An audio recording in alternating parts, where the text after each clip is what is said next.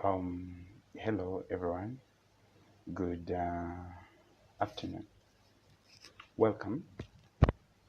Today we're going to do our second understanding of SDGs. So everyone is most welcome so that we go deeper into the second phase of the SDGs. So please, you're welcome. Your contributions are highly welcome. We need to understand this. I can see, yes, you're welcome, Bena. And I'll be inviting you for your submissions in the due course of this stream. Well, in the first session we had for SDGs, those that did not catch it, we said SDGs are sustainable development goals. There are 17 in number. We saw the evolution, how SDGs came into play. And we agreed that we had what we call the 3 pillars. And from the 3 pillars, we had the MDGs that expired in 2015. We had the sustainable livelihood approach. And now we have the SDGs that are going to be reviewed in 2030. Now, this session, we want to understand better, what do we mean by SDGs?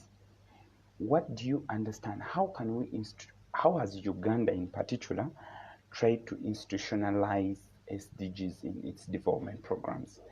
What are some of the things that you see where you stay, where you work, or your community that tried to put an emphasis about SDGs? So I'm going to invite, Bena, are you there? I'm going to invite you. You give us your submission. You can put just the word invite.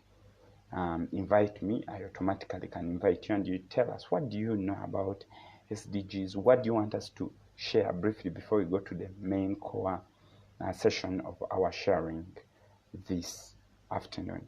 So you just put the word invite me and you give your submission. What do your understanding about SDGs? Because the campaign this year is to let people understand what SDGs are. How can they be part of these goals? How can they, what have they seen that government has done or the community has done? What is their role? People have to understand their submission. So as I wait for someone, you just put the word invite me and you give us your opinion, or you have a question that you would want us to discuss about this afternoon. We shall definitely discuss about it. Okay? Thank you. Now, SDGs. We want to understand one SDG at a time. What is the first SDG? And what is our contribution? When I was understanding them, how I understood them was through a formula that I shared some time back. But like we said, someone is asking, it's someone's first time to be with us about SDG. Someone is asking, what is SDG? In short. And so many definitions come up, but we have an outstanding definition by Brundtland that talks about the development, the development that sees the current generation satisfy their own needs, but not at the expense or without compromising the ability of the future generation to attain their own needs as well. Now, the first SDG, like we said initially, is about poverty. We say no poverty. In all mechanisms that try to fight about poverty. And so I'm going to go through all the 17 goals right now. Then after, I'll mention one and we end it for now, then until next time that we go into the second. So unless someone will have a question about these goals, that's when we shall come up on board to try to elaborate on them. So just in case you have a question, we're going to be going one by one. One, it talks about no poverty. Yeah. So the first goal talks about ending poverty at all its measures. Putting in mind that SDGs is about, its vision is no leaving one behind. We have to leave no one behind in this campaign. So when we talk about no poverty, as the first goal. The second goal is zero hunger. The third goal is good health and well-being. The fourth goal is quality education. The fifth goal is about gender equality. The sixth goal is about clean water and sanitation. The seventh goal is about affordability and clean energy. The eighth goal is about decent work and economic growth. The ninth goal is about industry, innovation and infrastructure, basically. The 10th goal is about reduced inequality. If I'm fast, okay. The 11th goal is about sustainable cities and community. The 12th goal is about responsive consumption and production. The 13th goal is about climate action. The 14th goal is about life below water. So we bring in the aquatic and the ecosystem. Then the 16th goal is life on land. The 15th goal is life on land. 16th is about justice and strong institutions. 17th is about partnership to achieve the goal. Those are the 17 goals. I got a formula to understand these ones. We call it PHE GWE, which GWE is our local concept to understand it. It's GWE ICS COB-P. So under PHE, let me write it just here for those that may want to see it in particular. Let me just write it somewhere here for those that may want to see it in particular. PHE GWE ICS COB-P. This is E, this is 2, then 2. Something like this. You see? It's PHE GWE. So the first H is squared. The second, then E and I, they're also squared. Then last P is squared. So when you realize the two H's represent health, hunger and health, then the E represent the E after water. They represent about economic growth, energy and economic growth. Then I represents about inequality and infrastructure. That is in their order. Then P, the last P's represent about partnership. I mean peace and partnership. Now, let's come back to Uganda in context. What do you think that Uganda has done to ensure that this sustainable development goal number 1 about poverty is fulfilled? How has Uganda institutionalized sustainable development goal number 1? Remember, as you're watching it on live stream, you can give in your submission, you can give in your thoughts.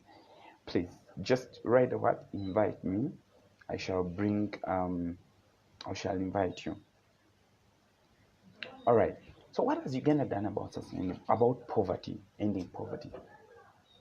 Because we here, Uganda is part of it, and Uganda is implementing it through its development partners. What has Uganda done, according to you? Which mechanism? How has Uganda participated to the fulfillment of this sustainable goal number 1? Remember, we shall be doing every goal, every time we'll be discussing about this and questions that people will have. Okay, let's talk about poverty. Has someone heard about Operation Wealth Creation? 2, has someone heard about the Youth Livelihood Program? 3, has someone heard about healthcare? Has someone heard about softening the loans in commercial banks, government trying to give money to the farmers, Someone heard about reducing maybe taxes on agricultural inputs to the country? Or have you heard about any campaign that about sensitizing, capacity building in the country as Uganda? If your answer is yes, then these are some of the things that government is trying to do to ensure that by 2013, as they review the Sustainable Development Goals, we have moved a certain percentage in terms of reduction of poverty. Now, if all these campaigns are spearheaded by government and its development partners, what is our contribution as citizens and communities towards the elimination, towards the attainment of this goal? What is your role? What is your contribution? What must you do? And this is why I'm here. Because if government has done its part, if it's trying to implement certain things to ensure that we reduce poverty levels, what is our role? What have we done? How have we helped it? It should be the point to us. Ask yourself, what is your role? For example, they have given maybe money to the youths and the youth livelihood approach. What's the contribution that the youths must do? Because without them, this program shall not see its impact. Because bottom line, we're trying to understand that we need something that even at the end of this project, at the end of this intervention, there is a lived benefit. When funds have been withdrawn, there is a lived benefit. There is an impact, the long term of this intervention. It shouldn't be that when the money stops to come in, then the benefits should also stop. No. It should be that at the end of the money coming in, there should be a continued impact that is seen being created now and then. So now I ask, what is our contribution as Ugandans? What is our contribution as development partners? What is our contribution as local leaders? What is our contribution to ensure that no poverty or a reduction in poverty? What do you think? All right. If they give us this money, or if this money is released, how are we following it up? How are we implementing it? Are we using it for the reason we communicated or for our own reasons? Are we trying to pay back so that it can help others who may come up with different projects that they will need to accomplish, or we're not paying back? Are we putting it as a first priority? That is a question to all of us. Because without this, that means this goal is subject to fail.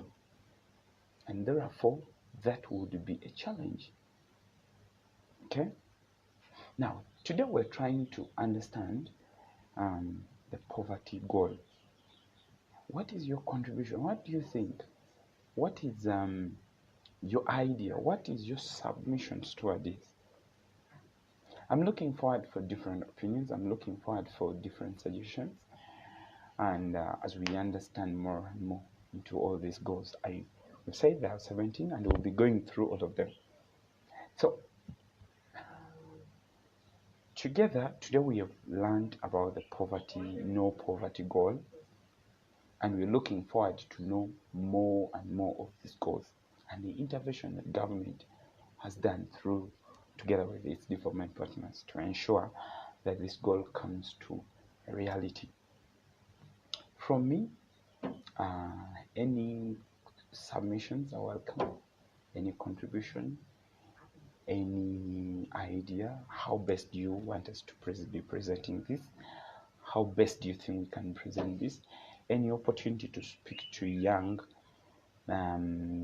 youth people or community or staff or employees in organizations about these goals, any idea of how we can pull this off, please share with me, and we see that we all move together, because we believe participatory way of handling something creates ownership than just a directive to do certain things or to see them be accomplished. I believe that if people really understand what it is and appreciate it, it's just going to be very easy. But if we hold it onto the top management or the top decision makers, it will be hard for us to institutionalize it, because the people down on the ground, the people down that are supposed to see it come to success, will reject it. Okay, so I suggest a participatory way of doing certain things so that we can see impact, we can say sustainable, lived impact. So from me, thanks so much for tuning in this afternoon, and I'm happy that we're going to be enjoying this. Please, your opinions and suggestions are welcome. Have a good afternoon. Bye-bye.